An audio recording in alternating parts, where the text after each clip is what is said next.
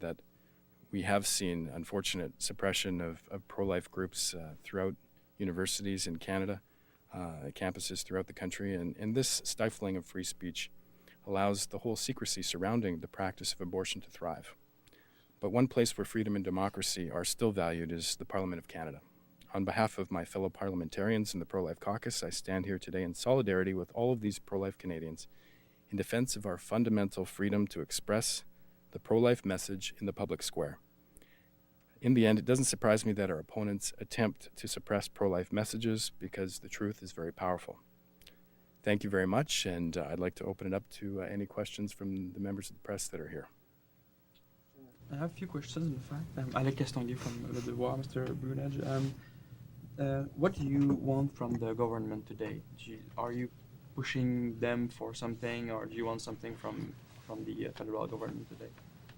Well, as I represent a multi-party caucus of MPs from various parties, we, on an annual basis, communicate a pro-life message, and today it is the message of freedom of speech and the suppression of freedom of speech. And so, no specific message for the government? Well, I think the message is quite general, not only to governments across the country, but other bodies, that it's important to respect free speech. And so I think that the more elected individuals like myself can say that message, I think it helps the cause throughout the country. Are you pushing the government to change something about abortion? Do you want to have new legislation, new things from that government? Well, sure. Of course, our government and our Prime Minister have stated on a number of occasions that they will not be proceeding to change the status quo.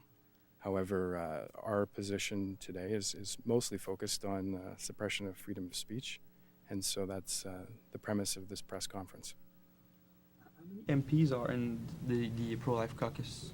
Well, there's a number here that have joined me today, and you will likely see many more at the March for Life on the Hill, when a number of us make themselves available to the crowd and say greetings on behalf of the caucus. So figures like how many MPs from Liberals, from Conservative, from the Bloc, or some from the NDP are in that caucus? Well, again, this is something that we leave to our caucus members to disclose to the media when they come out onto the stage later today. You will see a number of them. So I leave it to my fellow caucus members to state their position as part of our caucus. It's a secret information. I wouldn't say that. No, not at all. Like, clearly, we're here in front of the National Press Gallery expressing our position, and there's obviously a number of us that are here. Is anyone else?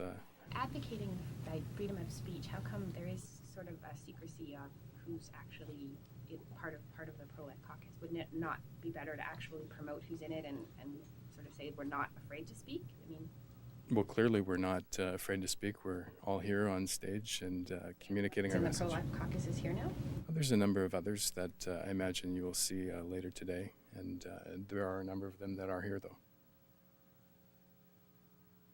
Do you have any follow-up questions? Confused. If you're advocating freedom of speech, then why are you not able to tell us how many people are part of the part of the pro-life caucus? Well, I'm not sure that the question that you're asking actually is indicative of freedom of speech. In fact, it should be a member of Parliament's freedom to speak on this issue based on their own personal position. Should they, for instance, be from another party, they may want to not speak as publicly as I've chosen to do. And I think that's a freedom that a member of Parliament should have. Essentially, that is freedom of speech. To be able to speak or not speak is essential to freedom of speech. Fear of wanting to speak a sign of this suppression of freedom of speech, that people are afraid to actually say what they think? Well, I think that's relevant, actually, to this discussion today. For instance, a number of these student groups who have had their freedom of speech suppressed are in fact fearful to speak out now on campus, some of them, because of the fact that they've had these run-ins with their administration. And so you are correct in the sense that the culture of suppression that exists does prevent some of these individuals that are standing with me from having the courage to speak out, because we have this environment. Stéphane Leclerc from CBC French. Just to know, can you say that there are some member of your caucus that are from other parties than the Conservatives? Can you say It is a multi-party caucus, yes.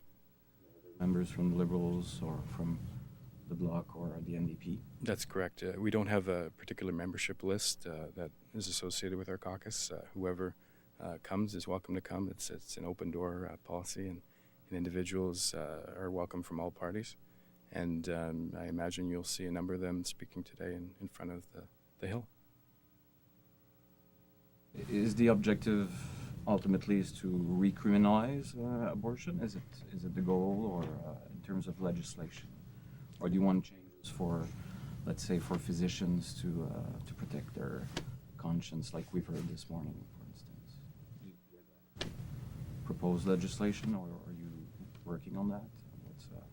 Again, today's press conference is focused primarily on the suppression of freedom of speech. I know that there are a number of individuals, myself included, that are always advocating for the unborn, and would love to see the unborn have value in our country. And that's part of the reason why we're so active on this issue. But primarily today we're talking about the suppression of freedom of speech, which clearly is an issue, as you've heard. These are real students from real campuses from around the country that have flown in today to talk about this important issue on their own expense. And I think they do so passionately because they believe in freedom of speech, and I know many people do, especially from the journalist corps. It's an essential element of your right to be able to talk about issues. And so it's essential for Canadians to be very concerned that there is a suppression of freedom of speech occurring. Anybody else? Annette in the back there. How do you feel about launching an independent investigation into the missing and murdered Aboriginal women?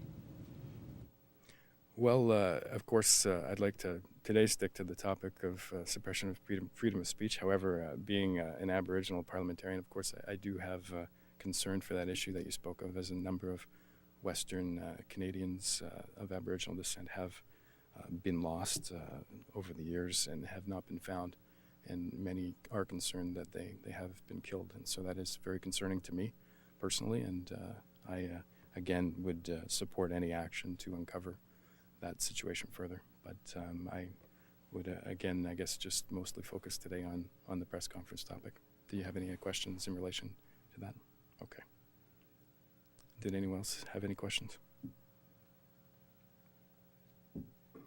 Okay. Thank you very much. Thank you.